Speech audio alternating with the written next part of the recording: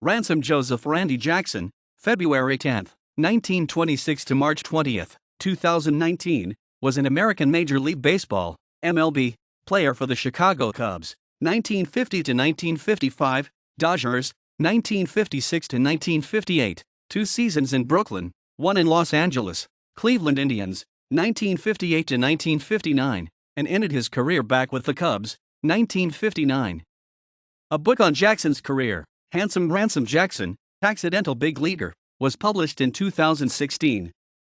He died at his home on March 20, 2019. After a year at the University of Arkansas, he transferred twice and helped lead the football teams of Texas Christian University, 1945, and the University of Texas at Austin, 1946, to consecutive Cotton Bowl Classic appearances as a halfback.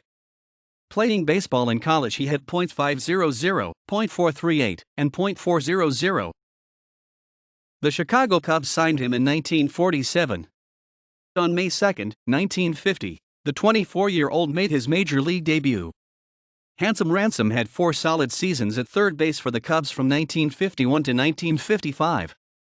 Jackson followed up a slow rookie season, in which he had 111 at-bats over 34 games, with a solid second season, in which he hit .276 with 76 RBI and 16 home runs. He struggled again in his third major league season, his average falling to .232, with 34 RBI and 9 home runs. Jackson rebounded over the next 3 seasons, posting batting averages of .285, 1953, .273, 1954, and .265, 1955.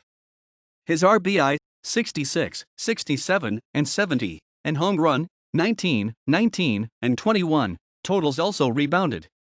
Nor did his defensive play lag behind. In 1955, Jackson led the National League, NL, in double plays. His hitting and excellent play at third earned him consecutive trips to the All-Star game in his last 2 seasons in Chicago.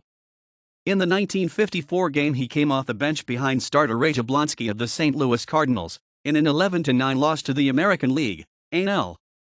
The next season, 1955, he again came off the bench, in a 6-5 win for the National League, behind the Milwaukee Braves' Eddie Matthews. On the strength of Jackson's 5 continuous seasons in Chicago, the Dodgers, looking for a replacement for their aging All-Star third baseman Jackie Robinson, traded Don Hoke, Russ Meyer, and Walt Moore into the Cubs for Jackson and Don Elston. Jackson played off the bench behind Robinson in 1956. Despite having over 200 fewer plate appearances than in his previous year, he managed a .274 average with 8 home runs and 53 RBI. The Dodgers played in the famed Subway Series against their hated crosstown rivals, the New York Yankees, in the 1956 World Series, but Jackson had only 3 pinch hit at-bats, going 0 for 3, with 2 strikeouts.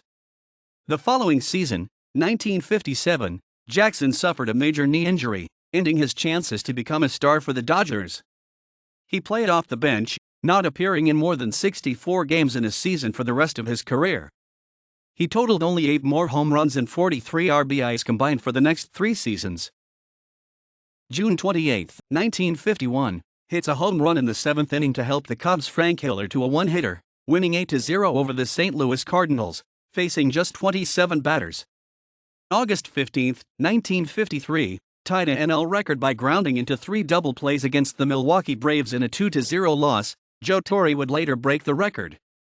April 17, 1954, with the wind at his back, he had 4 hits, including a home run which hit an apartment building on Waveland Avenue, across from Wrigley Field, in a NL record 3-hour and 43-minute game against the St. Louis Cardinals.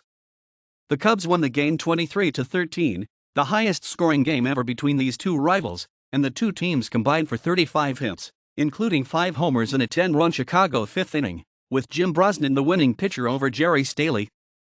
September 28, 1957, hit the final home run in Brooklyn Dodgers history before the team moved to Los Angeles for the 1958 season in an 8-4 victory over the Phillies.